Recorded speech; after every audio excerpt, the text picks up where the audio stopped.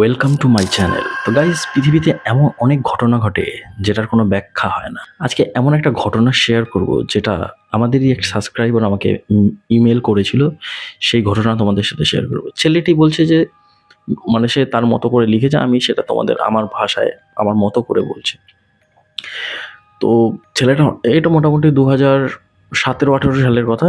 ছেলেটা তার বন্ধুদের সাথে ঠিক করে যে তারা বাইক নিয়ে ঘুরতে যাবে দূরে কোথাও। তো তাদের জঙ্গল খুব ভালো লাগে। তো তারা চায় যে বাঁকুড়ার দিকে আমি যাব বাইক নিয়ে, এবং তারা ৩-৪ জন বন্ধু মিলে রোড ট্রিপে বেরিয়ে পড়ে। এবং তারা যখন যায়, পুরো রাস্তা মোটামুটি ঠিকঠাকই যাচ্ছিল, কোনো প্রবলেম হয়নি। বাঁকুড়াতে যাওয়ার পর তারা এমন একটা মানে টাইমে গেছিল, সেই টাইমটা বৃষ্টি হয়, মানে এরকম টাইমে, এখন বৃষ্টির সিজন, তো এরকম টাইমে ওরা চলে যায়। তো রাস্তাতে যেতে যেতে একটা জায়গায় বৃষ্টি হয়, তো তারা ওখানে দাঁড়িয়ে পড়ে একটা বট গাছের নিচে। আর চায়ের দোকান ছিল, চায়ের দোকানটা বন্ধ ছিল, তো সেখানে দাঁড়িয়ে আছে। এবার মোটামুটি বিকাল হয়ে যখন ওরা গিয়েছিল, ওখানে পৌঁছেছিল, তো তখন বিকাল হয়ে গেছিল। তো এবার যখন বৃষ্টি হতেই থাকে, তো বিকাল থেকে সেটা সন্ধ্যা হয়ে যায় এবং সেটা 8টা বেজে যায়, এবং তখনও বৃষ্টি থামেনি। তো ওরা ঠিক করে যে আরও কিছুক্ষণ এখানে দাঁড়িয়ে যায়, নাহলে আশেপাশে হোটেল খুঁজতে হবে।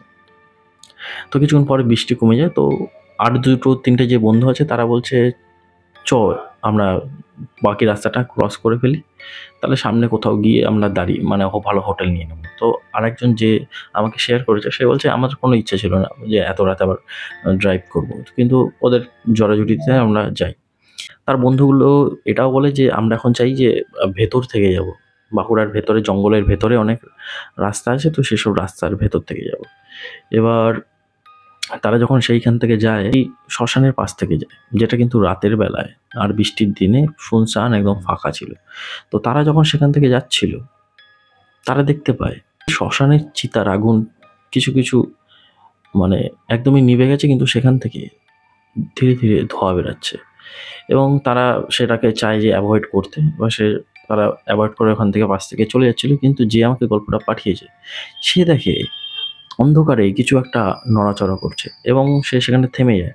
থামার পরে সে দেখতে চায় যে সেখানে কি আছে, এবং বাইক নিয়ে সে যখন ভালোভাবে অন্ধকারে তাকিয়ে থাকে এবং তার চোখ সয়ে আসে, সে দেখতে পায় দূরে একটা নদীর পাশে, মানে তার থেকে বেশি দূরে হবে না, মোটামুটি 10-20 হাত দূরে নদীর পাড়ে একটি লোক টাইপের কেউ একজন বসে আছে, এবং সে কিছু একটা খাচ্ছে।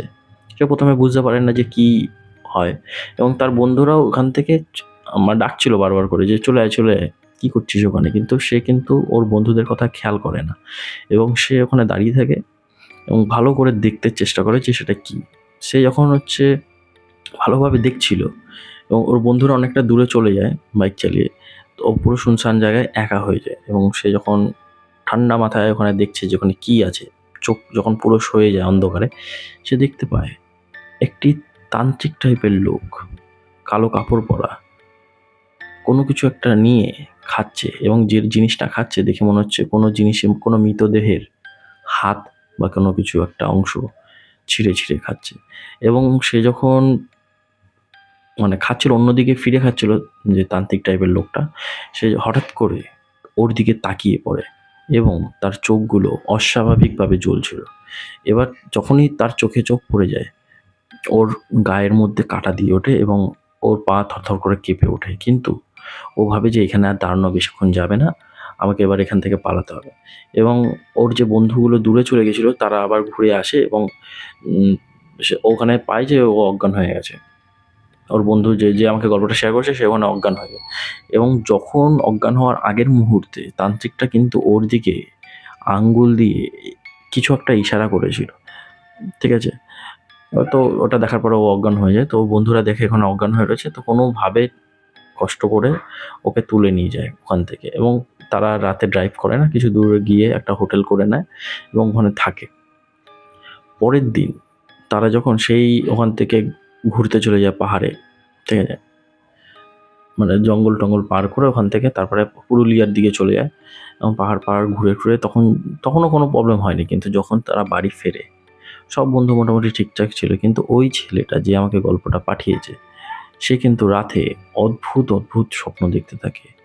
দেখছে সেই তান্ত্রিকটা যেন তার বাড়ির সামনে দাঁড়িয়ে আছে এবং বলছে, কিরে, তোর খাওয়ার সময় তো আমি তাকাইনি, তুই কেন আমার খাওয়ার সময় দেখলি? প্রত্যেক দিন তার এরকম টাইপের স্বপ্ন আসতে থাকে এবং সে কোনো কিছু বলতে পারে না। এবং তার বন্ধুদেরও যখন সে গল্পটা শেয়ার করে, তার বন্ধু বলে এখন মানে ওখানে যখন তারা গিয়েছিল তাকেই শুধু দেখেছিল, আশেপাশে কিচ্ছু ছিল না, কাউকেই তারা ওখানে দেখতে পায়নি। এই ঘটনাটা হওয়ার পর এখনো অবধি মাঝে মাঝে সেই সাবস্ক্রাইবার এখনো সেই তান্ত্রিকটাকে দেখতে পায়।